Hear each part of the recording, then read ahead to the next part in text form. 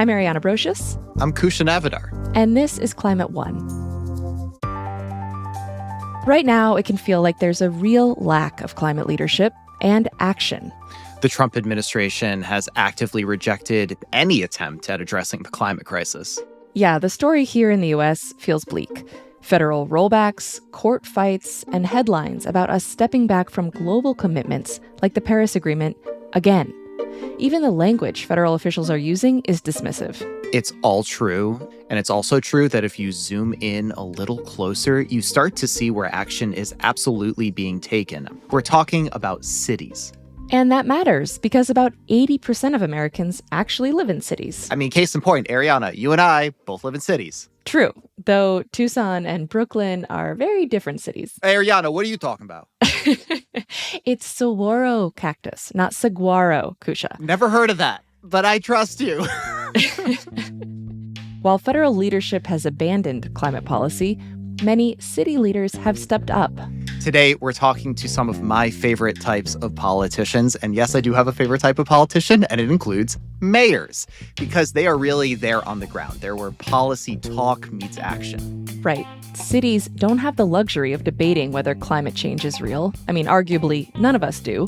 But cities are managing the impacts from it in real time. In fact, when the federal government announced it would withdraw from the Paris Agreement the first time, hundreds of American mayors made a very public stand and said, "We're still in." And not just in the U.S. Globally, mayors have doubled down on clean energy standards, electrifying buses, planting trees, the list goes on. So what does that climate leadership really look like at the street level? What can a mayor actually control? And can city-level action meaningfully move the needle, even without federal support? Eric Garcetti served as mayor of Los Angeles from 2013 to 2022. Then he served as ambassador to India under President Biden, and now he's ambassador for global climate diplomacy for C40. That's an international network of nearly 100 cities representing nearly a quarter of the world's economy. What's remarkable is that nearly 3/4 of these cities have already peaked their emissions. C40 may be one of the most significant global organizations that many people haven't heard of yet. In my conversation with Ambassador Garcetti, he highlighted the progress LA has made in the 13 years since he began his first term as mayor. Los Angeles owns the largest municipal utility in the United States, the Los Angeles Department of Water and Power. Helped build the Hoover Dam, famously stole water from the Owens Valley, et cetera. And when I came in, about 2% of the power we generated for the people of LA was renewable, 2%. And we are now past 60%. By the end of the decade, we'll be at 97%. And by 2035, we'll be 100% renewable. So almost in the time that I've had my career in public service, I've watched it go from virtually zero all the way to 100, which is, to me, incredible. I mean, to see those days where we have in the state, not only solar as the main driver of our power, but then storage being the number 2, which people never thought would happen. When I became mayor, though, really looked at the 5 zeros, zero carbon electricity, which I just talked about, zero carbon transportation, zero carbon buildings, no waste, and no wasted water. I think waste is the one furthest behind, and all of us really have to contend with how we're going to get a recycling or reuse regime that works for everyday people and that actually isn't just us throwing it into a bin that makes us feel good but never gets recycled. Zero water takes the longest, but we're going to recycle 100% of our water, and we're on track to do that. And I'm really proud of that because that will almost give us 50 to 60% more water in LA. Droughts will never keep us from being able to sustain population growth and life. But we've done that in a smart way too, where people are planting native plants and doing the right things for, their neighborhoods. But it's those other 3 that are really where the bang for the buck on the global climate crisis is going to come from. And, I see it in the buildings that we're building. I'm really proud of the progress that LA is making on new construction. A lot of great programs to take existing buildings and put everything from insulation that we subsidize, or do things like retrofitting their homes and reducing their power consumption. I mentioned how well we're doing on the electricity, and transportation, is I think probably the underperformer too right now, because we just don't have enough options. We need to be able to buy electric vehicles this country's policy to move away from EVs recently makes it even tougher to find those buses in particular that will be a big part of that transition. But that said, from growing up in Los Angeles, where we were the smoggiest city in America with the worst pollution, and reducing those emissions by over 90%, I think that's real, tangible progress. That means my daughter will grow up with lungs closer to 100% their capacity, unlike my generation, which studies show is probably about 85% our lung capacity. I want to step in for a second because that statistic, that trend of going from, you said virtually zero to, I would say virtually 100%, is really striking. What were the hard decisions that had to be made to make that possible? I'm so glad you paused there, because we hear numbers all the time in climate, tons of CO2 or percentage of renewable. Yeah. And people don't realize there's a huge human struggle to organize, to get votes, to work through the science with scientists and other people. And then, the bureaucrats or the officials who actually run departments have to implement the things that policymakers put as goals that may or may not be realistic. So and everybody's a human in that conversation, right? Like everybody, it's 100%. Like the change is so hard. Yeah. Sorry to interrupt. Go ahead. No, don't worry. And activists, I think, sometimes think it just, as long as you say yes, it will happen. Right. But even after you say yes, you need a lot of really good technical people to make that happen. I'll go back to one story. In 2000, I think 2 or 3, we were voting to renew our coal plant that I believe was either Navajo, which was on Navajo territory in the Southwest, or one of the other neighboring ones in the Southwest, because Los Angeles imports a lot of this dirty coal burning power that was predominantly in Indian land. And I kind of was like an early environmentalist. Nobody was against this. Our city legislative administrator, who's kind of the shadow 16th council member and the most powerful by far, said, I bet you're an environmentalist, you're going to vote against this, but don't worry, we got this cooked. And I turned to another young council member, we were both in our early 30s, and said, don't you want to vote against this? His name was Alex Padilla. He's now our senator. And the two of us said, yeah, let's start organizing. And then suddenly we got 3, 4, 6, and it's a 15-member council. I think by the end of it, we had 9 votes that voted to divest for the first time from coal. And this chief legislative analyst came up to us and said, well, wait a second, how did you guys do that? And to me, that was a real turning point, because everybody inside the department thought environmentalism was a fringe part of running utility. Right. We'll do a little bit, it costs a lot. And, there were 3 or 4 times in that time when I was actually a council member where we had to say, I know it's more expensive today, but I'd always argue the long-term costs of living cheaply in the short term have to be assessed. It's not about the next year's budget. And so we were buying solar. We even did a feed-in tariff, which is when people can put solar on top of big industrial buildings, and we pay the landowners so they have a stake in it. Probably 3 or 4 times what solar power costs today. And everybody always says, though, if you hadn't done that, though, there wouldn't be the predictability to bring down the cost, so that now, when we opened up the largest solar and battery storage construction project in the nation's history for utility when I was a mayor, that was cheaper than a new gas plant. So, there's these moments in which you need to convince the people inside a department who might roll their eyes, okay, these lefty politicians or whoever want to do things, but they don't really know how to run a utility. And I love LA because we have the utility under our direct control, but we also have experts. And I think it was convincing them. The second thing I'll say is we involved the national government back when it was a positive partner for these things.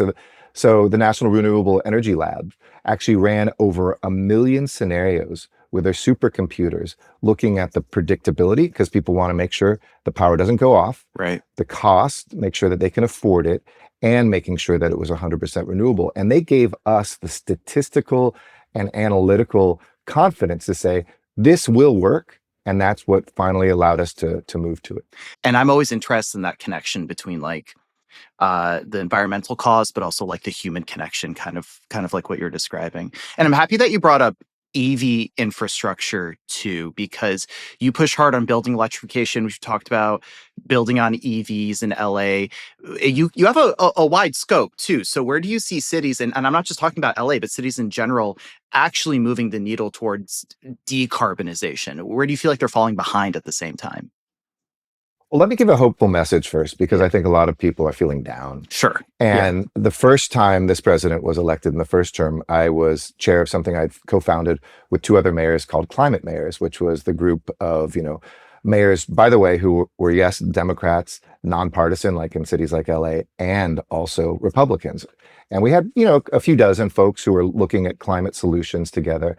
And the day that the president announced he was going to withdraw the United States from the Paris Climate Accords, the only country in the world to do that, it was one of those days where we had a real fork in our emotional journey. We could get depressed, go into a corner, ball up and cry. Or what we decided to do the second is we could actually pick up the phone and started calling people. And I was actually in Wisconsin at the time, and I started calling a few mayors saying, hey, if he's out, can we say we're in? In other words, cities will pledge the science and the methodology and the goals of Paris decarbonization, and we'll show America moving forward despite the federal government, not because of it. And at the end of that week, we got to like 100. And then like a week later, it was over 200 mayors. Yeah. And then we had calls coming in from people saying, my constituents are bugging me to sign on to this thing that you're doing. Just put me down because it's too much pressure to take. And by the end, we had 737 mayors in 48 of the 50 states signed on this amazing coalition that one mayor said, if Hillary Clinton had been elected president, I bet we would have been pretty lazy about this. In some ways, there's this moment in dark times where we light the light and we realize our own agency. And no federal government, one you like or dislike, can take away most of the tools for things like building codes, for things like, the electricity, if you have a public utility the mix that you want to put in there, a lot of the regulations you have, and your transportation policy. So if you want to install electric vehicle chargers, as Los Angeles has done aggressively, we have the streets that we control, the sidewalks. I drove my daughter to school today and saw EVs plugged in on the street so that renters who might not have electric chargers have a place to charge and can get an electric vehicle. Like on street parking, you're saying? Exactly. I would have loved that. I did street parking in San Francisco, actually. And I was like, man, I just wish that I had that. Yeah, sorry, go ahead. Yeah, it's tough. No, I got my first EV in 1998. It was a GM EV1. Whoa. The movie Who Killed the Electric Car? Yeah, I'm in it when GM made the boneheaded decision and we were begging them to buy them, to crush all of these. And we did a mock funeral at the Hollywood Forever Cemetery here in town. And I think I said something like, they're going to have to pull this out of my dead cold Charger, but they did take the cars back. And I've been driving EVs ever since. And so when we see good policies at the national level, like we did in the Biden administration to install electric chargers, but none of them actually got installed, it wasn't just a federal problem. It really is a local problem that in our local areas, we didn't have the leadership where people say, we will take parking spots that today are for anybody and make sure that those are EV parking spots and put chargers there. We will take public parking lots and land and make sure that this infrastructure gets done. It was our own local opposition in some ways that slowed down that pace and didn't get those EVs in place. And then with our metro system here, we also have a really aggressive electric bus program. And we've installed these superchargers for instance, right by me a couple blocks away is the busiest BRT, bus rapid transit line in America, which goes through the heart of the San Fernando Valley where I grew up and where I live, a place that would be the 6th largest city in America. And they supercharge at the end of the line and go right back. And so it's quiet, clean transportation in a place where I grew up with the worst smog in America. So I want to go back to the climate pledge of your bid with the 2028 Olympic Games, because they were built as the first climate positive Olympics. Was the climate positive part of it part of the Olympics pitch? 100%. LA's always been a games changer, not a game changer, but a games changer. We've, in 1932, we invented the Olympic Village, the podium, the photo finish. Really? Some of the first women's races. That's so interesting. All this crazy stuff. We even renamed 10th Street here because it was the 10th Olympiad, Olympic Boulevard. Oh, cool. Which a lot of people don't know. That's why it's called Olympic Boulevard. In 1984, 76 Olympics in Montreal had almost bankrupted the city. People said it's dead. There was boycotts in Moscow, boycotts coming to LA. And we launched a private sponsorship model and brought in the first wheelchair race and saved the Olympics, saved the US Olympic Committee, et cetera. And so we kind of said in our bid, we would make this the most sustainable games ever, even carbon positive, because every game says they're going to be the greenest, but that's really in the operations, like maybe they'll recycle a little bit more or have a couple displays that are about environmental activism in the city. The most radical thing we did is we said, we're not going to build an Olympic village. And we're not going to build any new facility, because the Olympics had gotten to this thing where in order to get the votes from the Handball Federation or the delegate from Senegal, they want something and you want to build it and you say, okay, I'll do that. Or they're building rail lines that get from the Olympic Village to the main stadium, but no actual person after the Olympics needs that line to exist. A waste of carbon, a waste of construction, and empty buildings and stadia sometimes afterwards. So we used UCLA's campus, which has amazing dorms and a food system that already works and already has sports facilities, as the Olympic Village. We said we will use existing facilities, or even more radically, in the case of something like canoe kayak, which we didn't have, we're going to go to another state, Oklahoma City, where it's already built and the best national course is already there.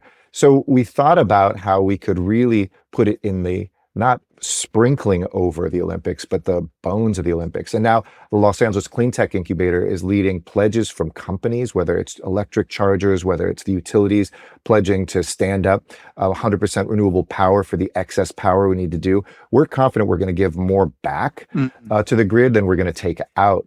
And that's really exciting. I think it shows that the games can work and go back to the ideals of what the Olympics are supposed to do about inspiring people. Yeah, and I think there is that kind of like micro macro thinking where so many of us are told how to repurpose things we already have in our own lives. It kind of sounds like that at a large scale, right? Like you have a facility you can already use, go use that facility. I think that's really cool. UCLA's campus, I hear their dorms are actually really good. So yeah, that makes total sense. Yeah, it's not like when we went to college and nobody wants to borrow the drill from next door their neighbor. They want to go out and get a drill. We're like borrowing stuff from Paris that's getting shipped here from the Paris games. We're going next door. Like, all of this is really the most sustainable model and example for human living, I hope.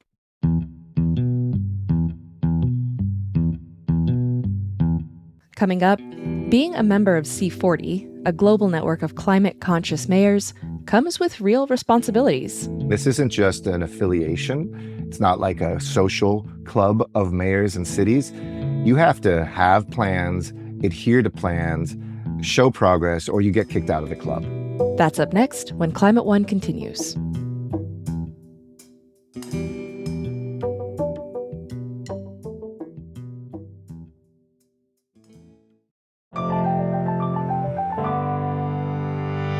Former mayor of Los Angeles, Eric Garcetti, now serves as ambassador for global climate diplomacy for C40. And he says that this global organization of cities addressing climate change is making real progress, despite a lack of national level leadership. Garcetti sees this playing out both on the local level and on the international stage, like at the annual UN climate conferences known as the Conference of Parties, or COP. Well, cities are the superstars. On one hand, if you go to the COP, I was down there in Brazil, and you see petrostates blocking anything, our country not there officially, and really no commitments made. On the other hand, when you compare that there's only one country on track for the science of the Paris Accords, that's Denmark. Congratulations, Denmark, always first in class, A+. But only one country of all of the countries are on track. But when you look at cities, 73% of those 100 largest cities have already capped their carbon, and 75% of them are on track or ahead of the Paris science. And here's the best statistic of all. Those cities are moving 5 times faster per capita at decarbonizing than the global average. Wow. So those 100 biggest cities, which are beasts to manage, trust me, I've managed one. They're like countries. Yeah. Don't tell me if you're a national prime minister or president, you can't do it. We are proving it by decarbonizing across the board. We haven't talked about ports, for instance. They started a green ports initiative to decarbonize ports, which are huge, huge polluters globally. We looked at, the ways that we can move and change even things like as simple as city zoning so that people live closer to where they work, encourage the telecommuting, all those things that, add up. And I'm proud that we are showing that sort of work. And cities really are the examples, not to shame countries, but I hope to inspire them. Why do you think that is? Why do you think it is that like these big cities move 5 times faster? Well, I'm kind of prejudiced. I think that, well, I asked you to come here, so please go ahead. I give you permission. I mean, mayors and cities move at the speed of real time and real complaints, by the way. You'll hear it at the supermarket if you're not doing something. But, when the pandemic hit, I was chair of C40. It's the only network, by the way, of those 100 largest cities' mayors on any topic in the world. And I think it was my second Zoom call. I didn't even know what Zooms were still, because it was that first week of the pandemic, and I called them all together. kind of felt like an Avengers movie or something with all the world's mayors across different time zones. Yeah. And we were in, I think, 60 different cities of those 100, which was remarkable.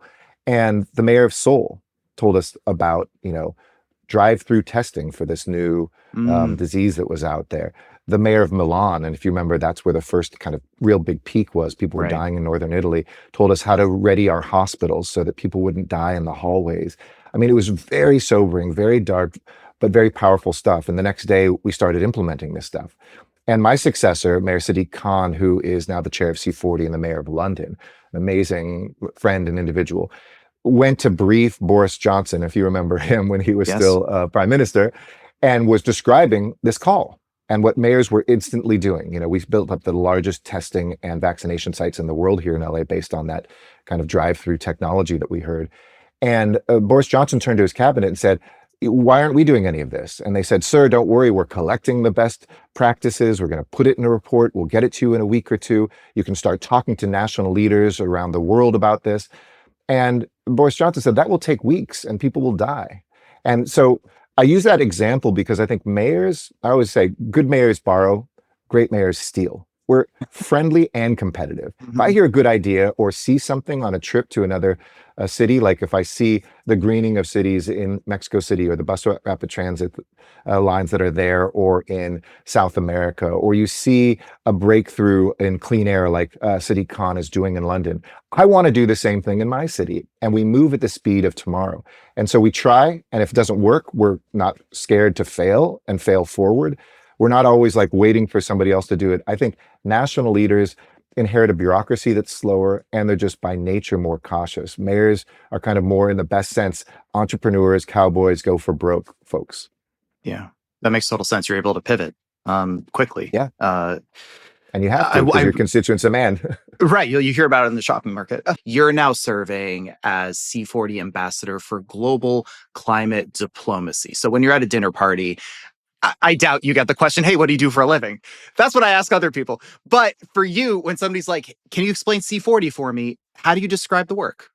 Well, I describe a network, which is kind of, in my opinion, the tip of the spear of climate action. We are the ones doing work, inspiring work, organizing work, and it's accountable work. I always explain this isn't just an affiliation. It's not like a social club of mayors and cities.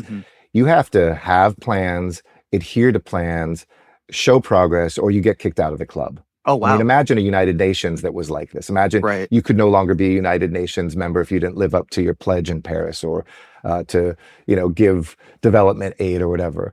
Obviously, we can't do that with nations, but we are a really, I think, great model of how you can stretch further, beyond your reach, but also we are the ones that are quickly innovating and sharing. We're kind of an ideas laboratory that if London has a breakthrough and is giving backpacks with air monitors to kids so they can literally take their individual air quality where they walk to and from their home to school, like how do we spread that in more places? If Freetown in Africa is figuring out a way to plant more trees than anybody else, how can we get that citizen involvement that sustains those trees after they're planted and they don't just die? It becomes a place to share information, a place for accountable action. And when you look at the numbers, it's bigger than almost every other nation in the world. So when I was chair, I got to be able to go to Glasgow to the COP. And we didn't just look at the 100 cities, we expanded that through our other partner organizations. And we took 1,000 cities who held themselves to going to carbon neutrality by 2050. And when the UN put that together, they said that would have been the fourth or fifth largest emitting country in the world's pledges. And we were the only organization on the stage with prime ministers, kings, presidents, et cetera, the only non-national leader allowed to make that pledge. So now today, I'm in that system, being the negotiator with the UN, saying, will you join, for instance, something called CHAMP, which is a long acronym, which I don't have to say here, but it's basically a national government saying, we'll work with our states, provinces, regions, and cities to achieve our national goals. Seems elementary, but once they make that pledge, it works both ways. You can take all the credit for what cities or states are doing, and at the same time, you might pass great legislation like we've seen in this country, but the federal government isn't capable of implementation of much, because that's just not what a federal system like here or India or Brazil or other places have. So I get to do those negotiations, but then second, I get to inspire people to say, in these 15,000 cities, here are solutions. Here's the financing, by the way, that we need to get not just to national governments, but local governments. And don't forget, local governments are financing ourselves. We can quantify how much taxpayers at the local level are already putting into climate change. And then the last one, which is something got back to when I was mayor, we can prove the economic benefits. LA outpaced every other big city in America. Bloomberg News did this analysis. The investments we had made in water, in electricity, in transportation, they said probably 60 to 70% of the job growth was green industries, green jobs, and the green transition. So I always tell people, I don't care if you believe in this, your constituents are feeling the impact of climate change. But even if you're just a hard-nosed person looking at jobs in your city, we can make the case of why this is important. And C40 doesn't just do that in a macro sense. We look at economic justice and what are the communities that are left behind and how can we get those jobs to go into the poorer areas of any city. So it's really larger than just climate. It's about economic justice, economic stability, health, and safety, as well as getting these goals. Can you think of an initiative that comes to mind where it kind of hit all those buckets, where there was that knowledge sharing, there was the on the ground advocacy, justice? It kind of puts it all together for you. So we have a whole initiative on clean air in our cities, and we make pledges in the central district to make them oftentimes car free or single passenger car free. Those are immensely politically difficult things to do. Mayor Hidalgo in Paris closing down the freeways that were on the Seine so that people can walk and bike there. Mayor Khan in London, as I mentioned. In South America, we have a number of these cities. So we have a whole initiative just around, let's take the urban core of a city back and make sure that they are clean air zones. And whether it's the truck traffic, whether it's the single passenger cars, whether it's not enough investment in public transit, not walkable or bikeable communities, those, I think, are the ones that are really giving people hope in the short term that the climate movement isn't just about things that our children's children hopefully will inherit when carbon peaks and it comes down, but that will actually give relief right now to the quality of life, extend the life of people. I've been living in New Delhi for the last 2.5 years, and it's the worst air in the world. I mean, growing up in Los Angeles in the 70s, 80s, I thought was bad. Most machines stop at 500 on the air quality index in India. They cap there. But at the embassy, we had ones that can keep measuring up. We had a day where I believe it was the highest measurement in any city in human history at any time, 1,738. Wow. And it's estimated that in New Delhi, if you work outside or don't have air filters in your home, which the overwhelming majority of people don't, that probably your life is going to be cut 10 years short if this air quality stays in place. That's tragic. We saw it in Beijing, and China did great work to turn that around. And I gave lectures at Peking University about how LA had done it and how governance and popular participation is there. But when you look at that C40 initiative on clean air in the core of our cities, that's really about saving lives today, not about saving the earth tomorrow. You had mentioned trying to do the work during a more hospitable administration. My words, not yours, but trying to put this action into place. And the US federal government has oscillated dramatically on climate commitments, to put it mildly. So how do American cities maintain credibility with international partners when the policy just shifts under your feet? How do you approach that? Two things I would say. One is I always remind my international friends, there's the show and then there's the actual statistics. And sometimes the show, don't get me wrong, there's damage happening with the policies that the show is about, like that wind is suddenly bad or that we shouldn't have EVs. And we're ceding the future, by the way, competitively to other countries when we do that. We're shipping jobs literally outside of America. But then I also say the substance, the actual actions in places that aren't just California run by, a democratic government, or cities that are generally more liberal, more traditionally pro-environment, but places like the Permian Basin in Texas, which is a solidly red state, a place that is run by Republicans, where the largest oil basin in America is being decarbonized aggressively with solar and wind, with corporate investments that aren't political. I think there's a clash that'll happen between the show and even people on the so-called political right that know that this is where the world needs to move. It's where markets are moving. I have friends who are investors in this space who said there's never been more deals and they've never been cheaper. So keep on bad-mouthing environmentalism and we'll be able to buy it for even less and do it more quickly. So that's point one. Point two is when I was down before we started the actual COP in Brazil that was up in the Amazon, we were in Rio a week or two before with all the cities of the world, looking at the subnational level. We had American states there and regions and states and provinces from around the world. And of course, the biggest delegation of subnational leaders was Brazil because they were hosting. But the second biggest group, Kusha, was Americans. And I think that so many of my foreign friends said, this is awesome to see so many Americans not only showing up to say we're still here, but to say what they're doing, which is as aggressive as it would have been 2 years ago. Sometimes there's some limits, some micro handcuffs that we put on us, but the federal government isn't our partner, and that's too bad. That's their loss. But again, we haven't ceded the power we have. We haven't stopped the plans that we have. We haven't stopped protecting our people who are experiencing the front line of those fires and those floods and the damage and the lack of being able to get, insurance in a home in Florida or in California. And we see that the future is being written around the world, and we want to join with those people. And we want a country to emerge at the national level, we hope, in the future that will build on all of the great foundation that we're laying. So I think a lot of our international friends left there surprisingly optimistic about American leadership. That's so interesting. Obviously not at the top. Yeah. Not at the top. But leadership has always existed from the side and from behind, and all power. The point at the top is not the most important piece. It's the base underneath.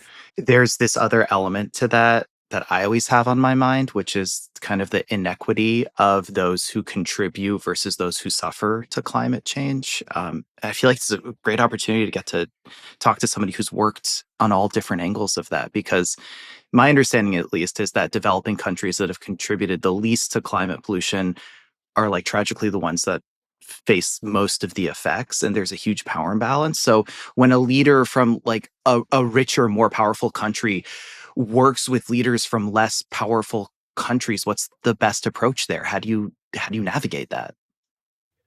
Well, first you have to co-lead. Don't just talk about it, but do it. And so when I was chair of C40, we implemented that we would have co-chairs now from the global north and global south. Terms I don't love, but for shorthand. Yeah. So it's not just Sadiq Khan who is our chair, but also our co-chair is Yvonne Aki-Sawyer, who's the mayor of Freetown, Sierra Leone. And we said we'd put a majority of our funding, then second, put your money where your mouth is. After you share power, share money, we're putting a majority of our funds into the global south. A, because it's the right thing to do from justice, and B, because that's where population growth and economic growth will be. So if they can do it better and not go through what London did in the 1800s and New York in the early 1900s and LA in the 1980s, if they can have clean air while they're industrializing, if they can get economic growth and not have to have the suffering that we see, that's the right thing for them and a good thing for the entire world. And then I think third, it's also looking at how we can find those solutions that are indigenous to those areas in the developing world. When I was ambassador, for instance, one of the first trips I took in India was to Ahmedabad, which is the capital of Gujarat in northwest India. And I talked with a group, there's an incredible women's association of tens of thousands of chapters called SIWA. That's self-help basically for women. And there's a lot of construction workers in India that are female, not so many here in the United States. And I was talking to a bricklayer, a woman who said, it's so hot on the hottest days here, and it regularly gets above 120 there. She said, even with gloves on, I can't hold the bricks. And because of that, I can't work. And because of that, my family can't eat. And we looked at a model where they kind of came up with, and we got some capital in from, the West to be able to fund an insurance for jobs that are climate sensitive so that she can get paid those days and feed her family. And then she pays a small bit when she does work to go into that insurance so that she can make sure her family survives. Yeah. So I think, finding those solutions that are actually coming out of places like Africa, that are coming out of parts. And by the way, the developing and developed world are not just geographical split, they exist inside our own cities. So my Of course. experience knowing that in South LA, there's no shade, Mm. whereas of course in West LA, there's a lot of shade, made shade equity a big part of my agenda. And so I say this methodology is good not only across the world, but within cities too. Yeah. I don't like the term bottom up. I try to think of it as like you go to where the people are experiencing what's going on and you ask them what would help. But like where you go for ideas, I think is so crucial too. So I appreciate that you said that. It's maybe bottom out Bottom because the out. bottom is Yeah. always, the one that has the foundation like we talked about that allows the top to put a few things on there. And don't get me wrong, national leadership is critical. It inspires us when it's good. It can pass legislation that can enable that base to widen even further and Mhm. to be strengthened even stronger. But yeah, we don't have to show prime ministers, we don't have to show presidents the solutions. We just have to be able to do them ourselves. That's all Mm. we're asking from our national leaders to join with us in what we're already doing. I am delighted to hear you say that because that is a perfect segue into my last question, which let me know if you feel like you can answer this. I would love a hopeful message right now. So Ambassador, please indulge me. Diplomacy. Is it for 2026? I mean, it's easy to look at the world and think that like global diplomacy in general, climate diplomacy specifically is breaking down, I guess. What's the conversation that needs to happen at the global levels to get diplomacy back on track? If you think it is off track, I don't know, but just like, how do we make It is diplomacy live? Yeah, 100%. please. How do we make diplomacy live? Well, it's both off track and it was ending its kind of lifespan. This incredibly stable building we've been living in, which, post World War II had like international diplomacy and, by the way, American democracy, very stable. We didn't have to do much. They were always going to be there. Remodel it, change the pipes every so often. Suddenly is on fire. And maybe it's because somebody's thrown a Molotov cocktail in there. But I would argue, even if he hadn't, this building needed to come down. The diplomacy and development and even bureaucracy has slowed things down at a time when the crises we have require a faster pace. We're slower than ever. And so diplomacy for me, I'll tell you, if there's one lesson I've learned in my 2.5 decades in public service, it's about relationships. Nobody teaches this in the classroom, but it's about the relationships and the feelings that we have as human beings. And I always say when I'm giving a speech, I want somebody to know something they don't know, feel something they haven't felt, and do something they wouldn't do. And those last two, I think diplomacy, if we can get people to feel again, and we're seeing diplomacy that's all about, there's no win-wins. Me doing well doesn't mean you're doing well, so I'm going to be the bully and I have more power, so I'm going to take something. That's just not the way that community, families, neighborhoods, cities thrive. We know we have to all, because I can be the mayor, but if I don't fix traffic, I'm stuck in it. If I don't, deal with somebody who's unhoused, that person's outside my residence. So there's a real accountability that comes from local leadership, and diplomacy, I think at its best, is about those relationships and what we give. True power, Kusha, is not what we hold on to and what we hoard, but what we're willing to give up and share. And it's the same thing with diplomacy. So I do think that there is the cracking open, or maybe a return to that basic human thing that's not naive, it's not idealistic, but it is relational, because if anything ties us together, it's those borderless problems. It's health, and it's climate. And we're certainly lived through a pandemic that, we knew that a virus didn't care about borders. And we're experiencing too that this climate crisis doesn't care as well. And if we're going to survive, and we all want to, let's figure out a way to be a little bit more understanding and to share in that power that we have. And that's the kind of diplomacy I hope emerges. Eric Garcetti is C40 Ambassador for Global Climate Diplomacy and former mayor of Los Angeles and former ambassador to India. Ambassador, thank you so much for hanging out with us and for all of your work. Thank you.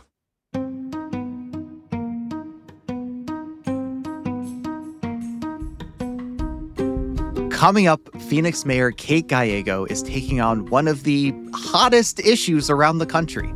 We have one of the biggest concentrations of data centers anywhere in the world. And I'm trying to make sure that as data centers come on, they do it in a way that minimizes impacts to our community and to our environment and maximizes benefits. That's up next when Climate One continues.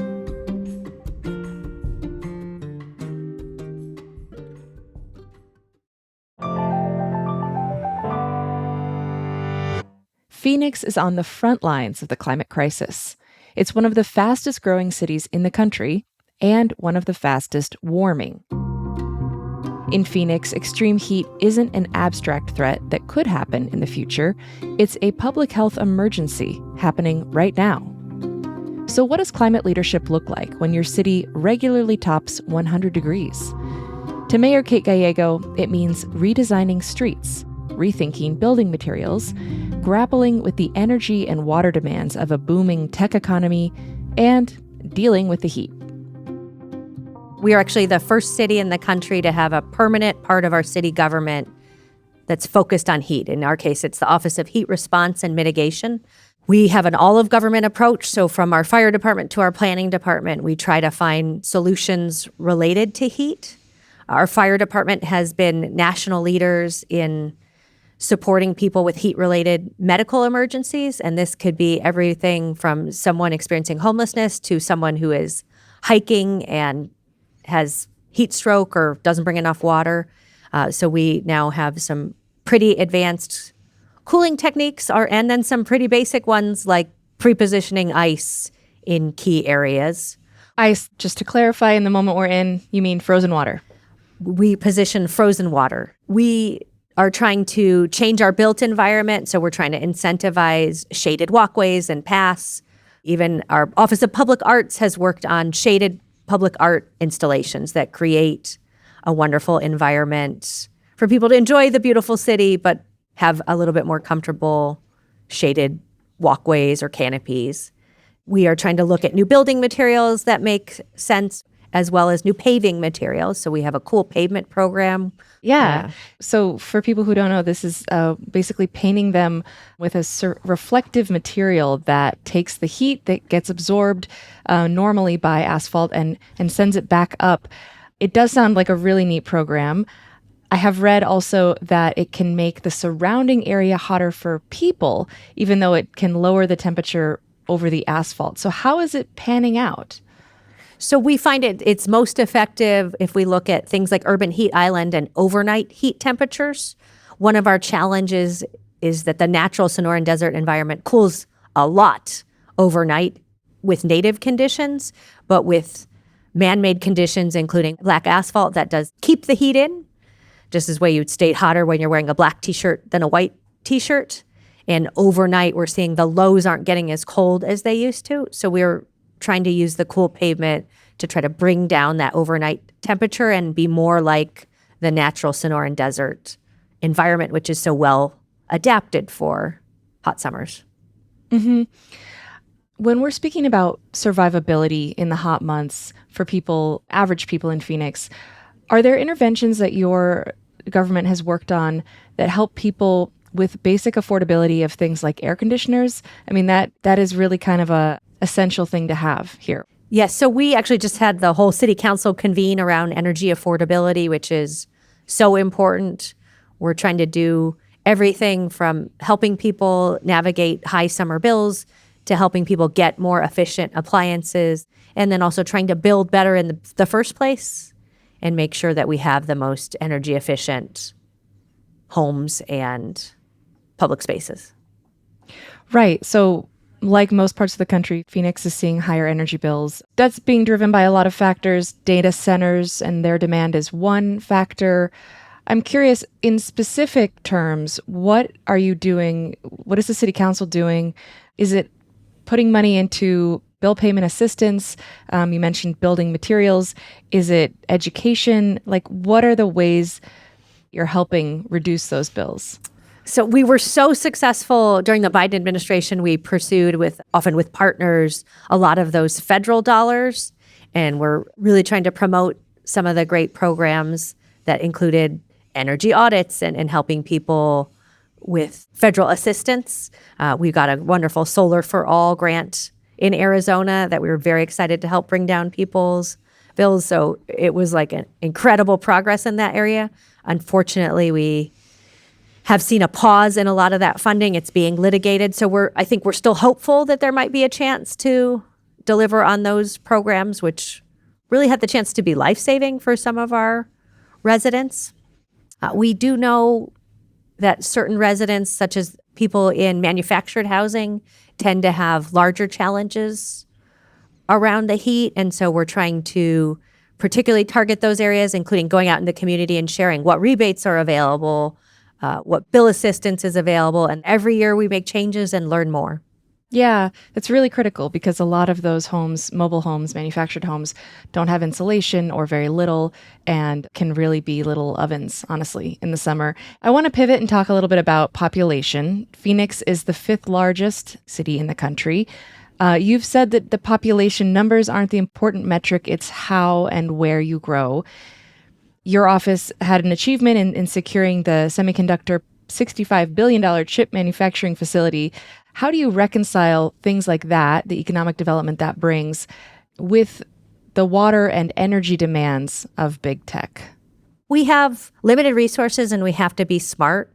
So we are trying to prioritize the areas that will have the most benefits for our community, including creating quality jobs. Phoenix has traditionally been very tied to the real estate sector, and so we want to make sure that we are a diverse economy that has a bunch of different options. We know every sector goes up and down, and so the cities that have the most diverse economies tend to be able to weather single events more effectively.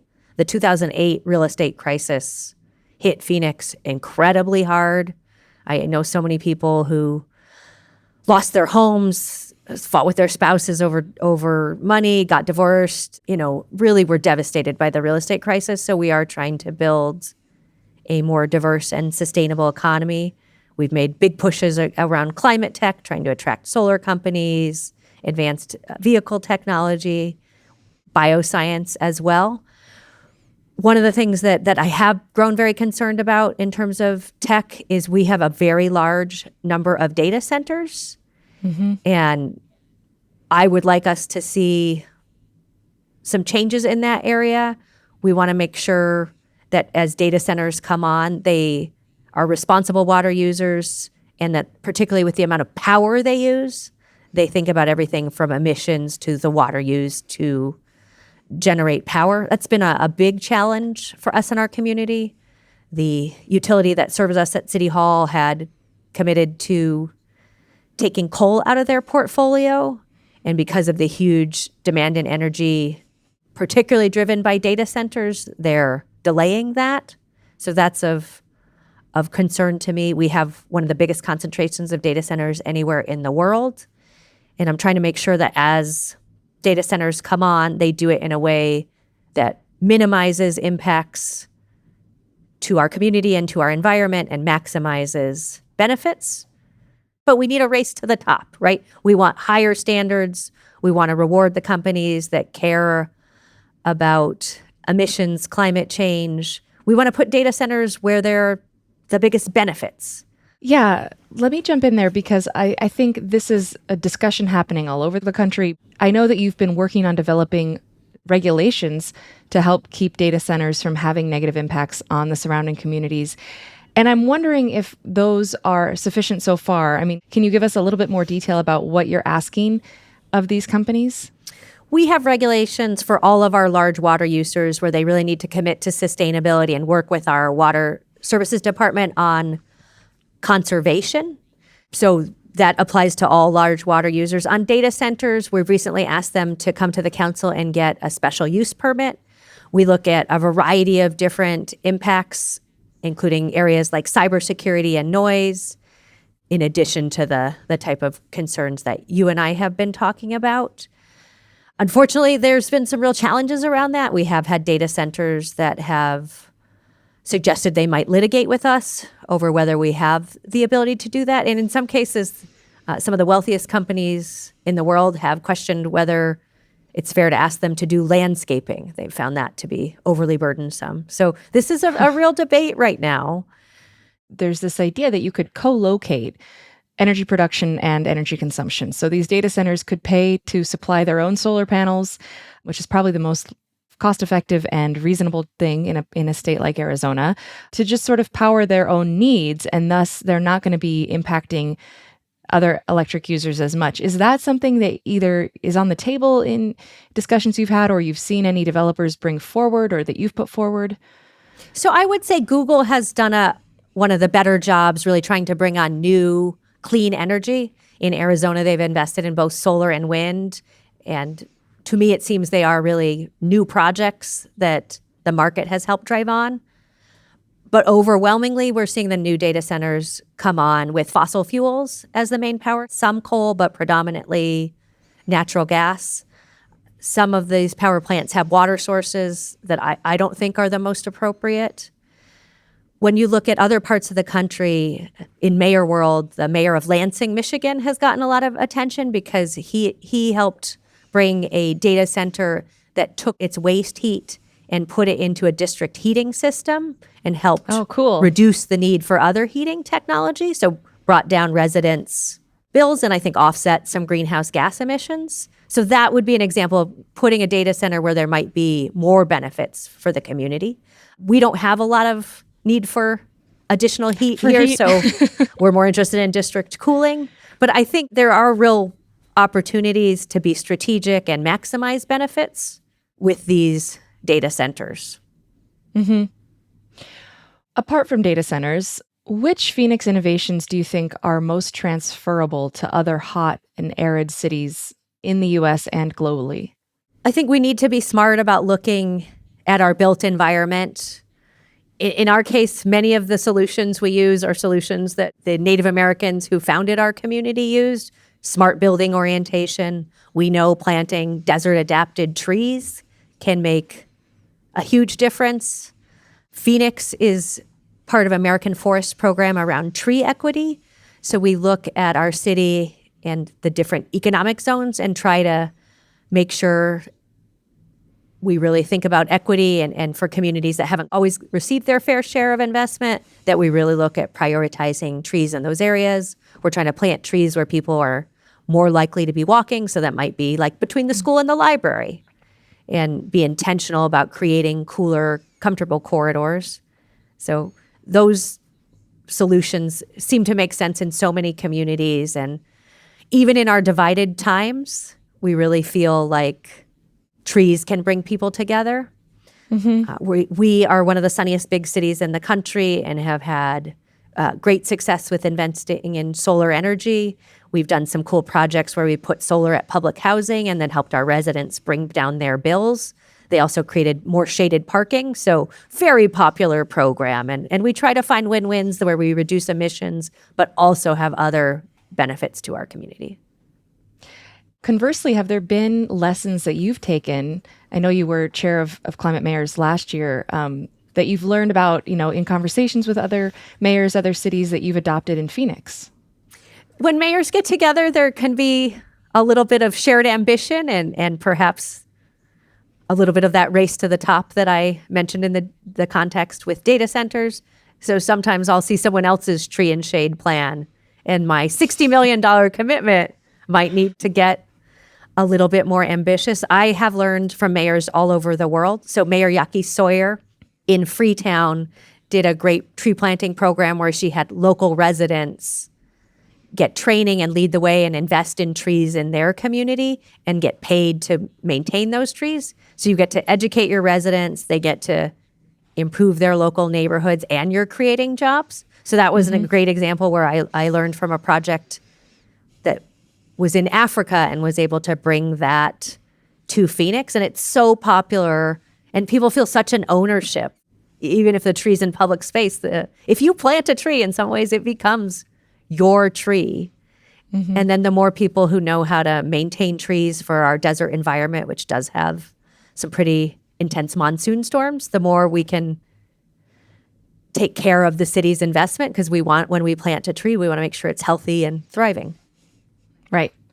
So we're in an interesting, contentious moment politically in terms of national politics. And you touched on sort of the I don't know, we've called it whiplash, honestly, in climate policy from a federal level that we saw from the Biden administration to the current Trump administration. So what leverage for climate action do cities have that national and international bodies don't?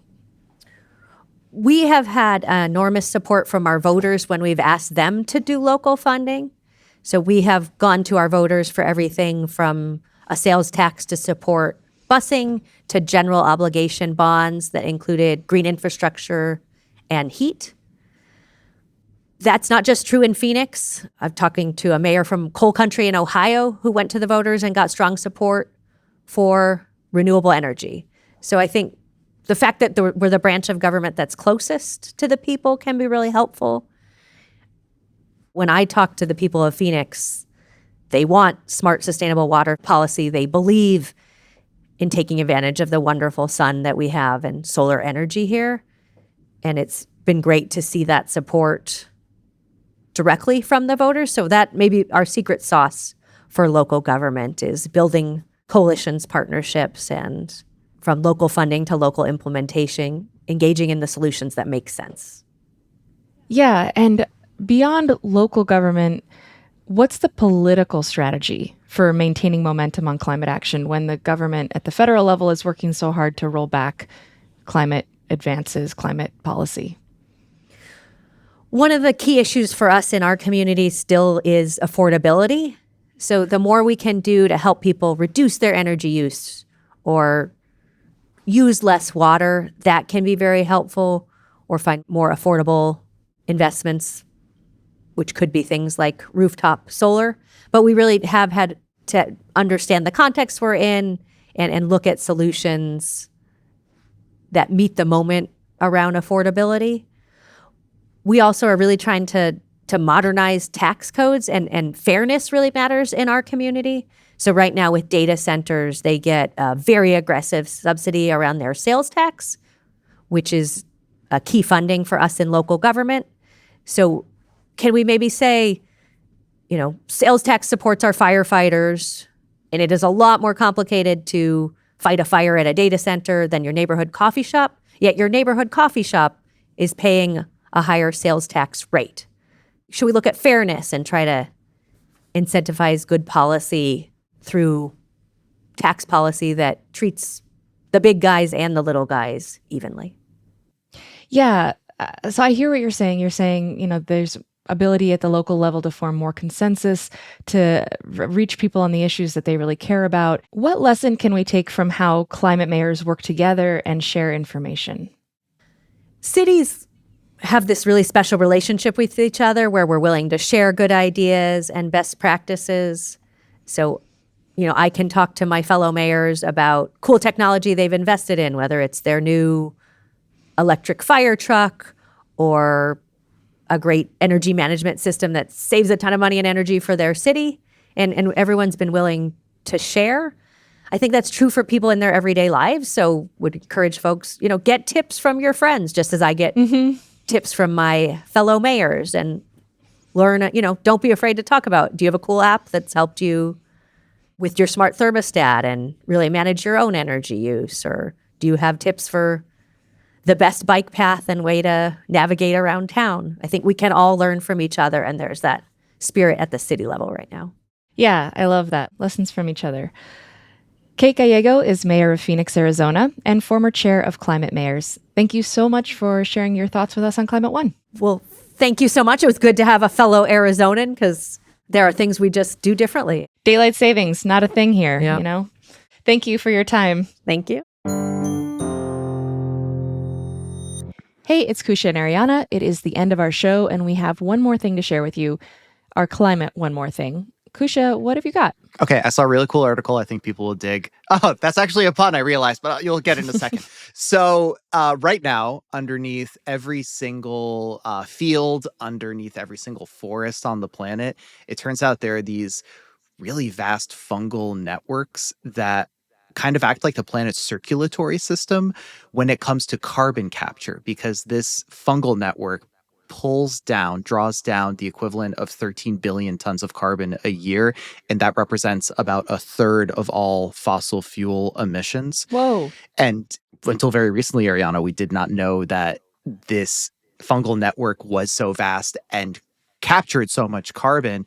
But recently, a scientist named Toby Kears just won what they call the Nobel Prize for the Environment for mapping out all of this network. And what I loved, and this goes back to the pun at the beginning, her quote that I loved in the article is when she said, "A bag of dirt contains a galaxy." I just love that line. Yeah, that's really amazing. I did not know that, and it makes me think about the power of these systems all across the world because we know, for example, the oceans have already sequestered and captured a ton of the carbon that we've emitted, and that's helped keep our planet less hot than it would be.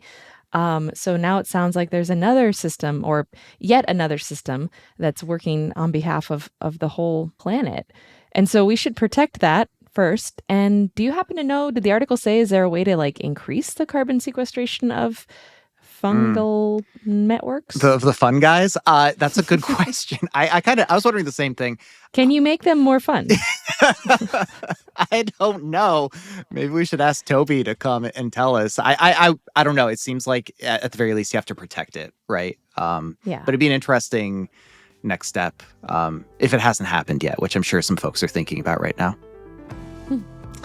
All right, well, that's our show. Thank you so much for listening. And we want to say a special thanks to the listeners who have left us a voicemail on our SpeakPipe. And you can do this too. We love hearing from our listeners. We love to know what you're thinking, what ideas you think we should explore. You can leave us a voicemail without leaving your browser by going to our website, climateone.org/hello, and hitting record. Climate One is a production of the Commonwealth Club. Our team includes wonderful people like Greg Dalton, Brad Marshland, Jenny Park, Austin Colon, Megan Basilia, Ariana Brocious, and Rachel Lacey. Our theme music is by George Young. I'm Kusha Navidar.